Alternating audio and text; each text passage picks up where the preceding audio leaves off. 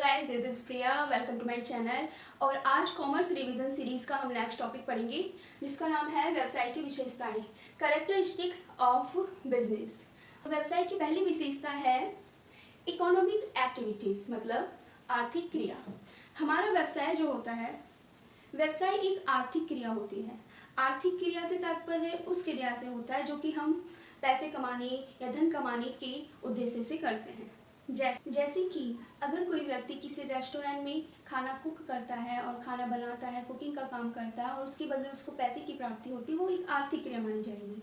तो वही व्यक्ति अपनी फैमिली में जाकर अपनी फैमिली के लिए खाना बनाता है तो वो एक आर्थिक क्रिया नहीं मानी जाएगी। इनफैक्ट वो एक अनार्थिक क्रिया मानी जाएगी, क्योंकि उस क्रिया से उसे कोई भी धन की प्राप्ति नहीं होगी। सो नेक्स्ट पॉइंट है सेल्स और एक्सचेंज, विक्रय या विनिमय।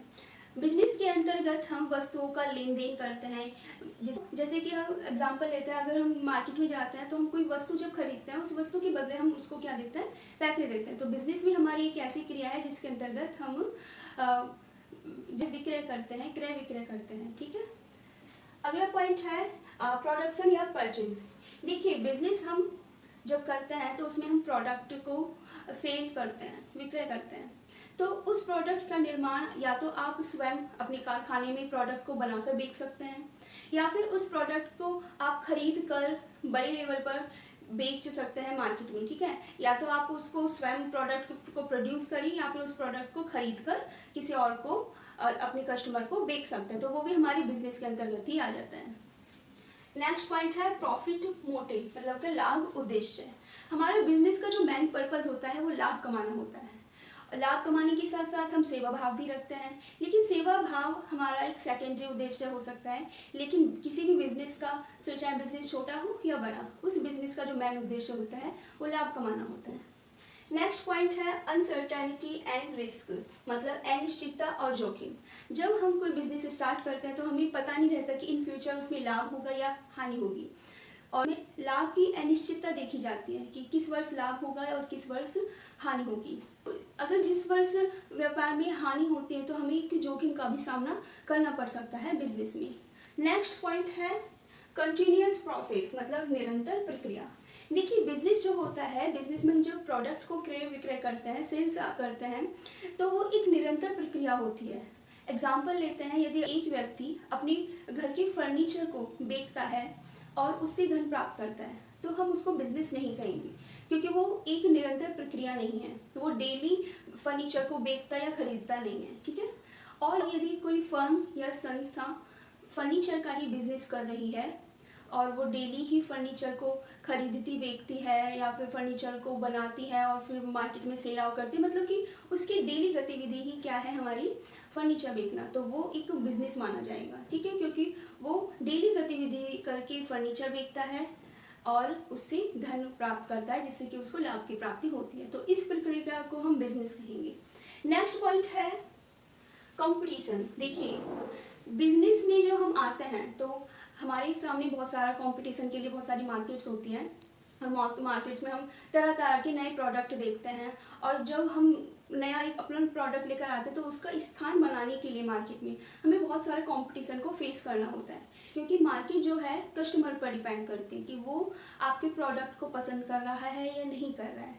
तो इस तरीके से जब किसी का प्रोडक्ट इतना फेमस हो जाता है कि सारे कस्टमर उसकी तरफ ही आकर्षित हो जाते हैं, तो एक कंपटीशन का लेवल बढ़ जाता है। तो बिजनेस के अंदर हम इसी तरह के कंपटीशन को फेस करते हैं। नेक्स्ट पॉइंट है इंटरडिपेंडेंसी, मतलब परस्पर निर्भरता। बिजनेस के अंदर जो भी गतिविधियां की जाती हैं वो सारी ही एक दूसरे से संबंधित होती हैं और वो एक दूसरे पर डिपेंड होती हैं। जैसे कि अगर हम प्रोडक्ट को बनाने की बात करें तो इसके लिए हम अपने कर्मचारियों पर निर्भर रहते हैं। अगर हमें रॉ मटेरियल चाहिए होता है तो हम सप्लायर्स पर डिपेंड होते हैं, और बाजार की जो मांग है वो किस पर निर्भर करती है, वो हमारे कस्टमर्स पर डिपेंड करती है। तो ये सारी चीज़ें एक दूसरे से डिपेंडेंट होती हैं। और नेक्स्ट पॉइंट है कंज्यूमर सेटिस्फेक्शन। देखिए, यहाँ बात की जाती है कि जो हमारा कस्टमर होता है वो हमारे व्यापार का राजा माना जाता है, मतलब कि सारी गतिविधियाँ जो होती हैं वो कस्टमर को ध्यान में रखकर की जाती हैं बिजनेस के अंदर। जैसे कि अगर हम प्रोडक्ट का निर्माण कर रहे हैं तो भी हमें कस्टमर का ध्यान रखना है। अगर हम डिस्ट्रीब्यूटिव एक्टिविटीज़ कर रहे हैं वो भी कस्टमर को ध्यान में रखकर करते हैं। क्यों? क्योंकि हमें प्रोडक्ट को कस्टमर तक भेजना है और ज़्यादा से ज़्यादा प्रोडक्ट को सेल आउट करना है। तो इसके लिए हमें कस्टमर की सुविधाओं का ध्यान रखना पड़ता है कि हमारा कस्टमर सेटिस्फाई हुआ है या नहीं। क्योंकि अगर बिज़नेस में हम अपने कस्टमर को सेटिस्फाई कर पाते हैं तो हम अपने बिज़नेस को एक लॉन्ग पीरियड तक आगे ले जा सकते हैं। सो नेक्स्ट पॉइंट है लीगल एंड इथिकल कंप्लायंस, मतलब कि कानूनी और नैतिक पालन। बिजनेस को स्टार्ट करने के लिए कानूनी नियमों का पालन किया जाता है। कानूनी जो गतिविधियां हैं, कानूनी जो फॉर्मेलिटीज़ हैं, उनको पूर्ण किया जाता है। जब हम कानूनी नियमों को फॉलो करके बिजनेस का स्टार्ट करेंगे तो ही हमारा बिजनेस वैध माना जाएगा, मतलब कि लीगल माना जाएगा। उसके साथ साथ हम नैतिकता का भी ध्यान करते हैं, जैसे कि हम मानवता का ध्यान करते हैं कि हमारे कस्टमर को फ़ायदा हो, हम समाज में ज़्यादा अच्छे से अच्छा प्रोडक्ट दे पाएँ। वही हमारा नैतिकता और कानूनी दायित्व बनता है। नेक्स्ट पॉइंट है इन्वेस्टमेंट ऑफ कैपिटल, पूंजी का निवेश। देखिए, व्यापार हमारा छोटा हो या बड़ा हो, आप किसी भी लेवल पर बिजनेस कर सकते हैं, छोटे लेवल पर, बड़े लेवल पर, मीडियम लेवल पर। लेकिन आपको सबसे पहले दिमाग में क्या आता है? पूंजी, कैपिटल, कि आपके पास कैपिटल क्या है। तो बिजनेस स्टार्ट करने के लिए हमें कैपिटल की आवश्यकता होती है। हम एक अपनी लिमिट के अकॉर्डिंग ही कैपिटल को इन्वेस्ट करते हैं इन बिजनेस, ठीक है।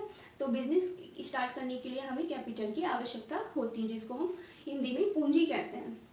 सो ये सारी कैरेक्टरिस्टिक्स हैं बिजनेस की, कि बिजनेस में क्या क्या विशेषताएं होती हैं। सो बिजनेस जब हम पढ़ते हैं तो उसके लिए हमें जानना चाहिए पहले कि बिजनेस होता क्या है, ठीक है।